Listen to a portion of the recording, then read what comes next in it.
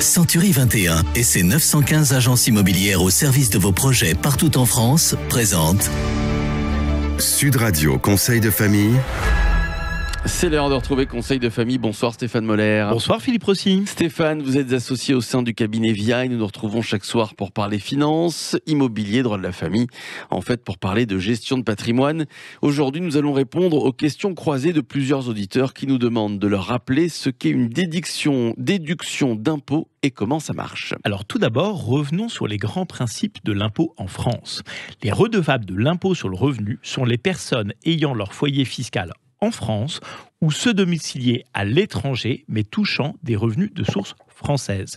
C'est un impôt calculé au niveau du foyer, par exemple un célibataire ou un couple ayant des enfants à charge. Il porte sur l'ensemble des revenus des personnes physiques composant le foyer. Globalement, l'impôt sur le revenu est progressif, c'est-à-dire que son taux marginal augmente avec le revenu imposable.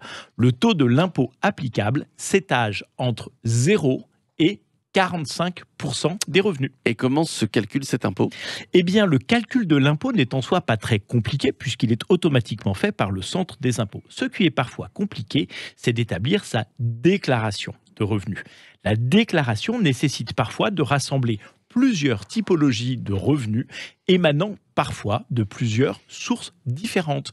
Les revenus salariaux, les revenus des auto-entrepreneurs, les revenus financiers, les revenus immobiliers sont des exemples de typologies de revenus et des charges peuvent être associées à chacun de ces revenus pour essayer d'en minorer la fiscalité.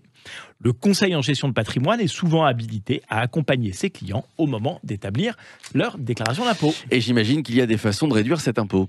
Oui, il y a 3 axes sur lesquels on peut travailler pour minorer l'impôt.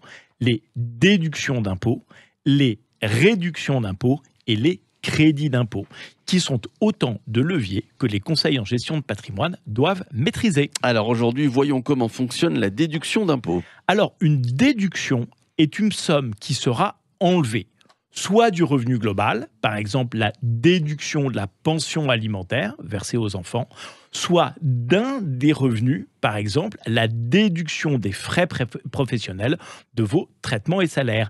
La déduction de certaines dépenses dans la déclaration de revenus permet donc d'obtenir une baisse d'impôt. Alors, quelques exemples de déduction d'impôt. Commençons par un exemple de charge déductible du revenu global. Eh bien, le plan épargne retraite, le PER, dont nous avons déjà souvent parlé, est un moyen de bénéficier d'une déduction fiscale tout en son constituant un complément de retraite.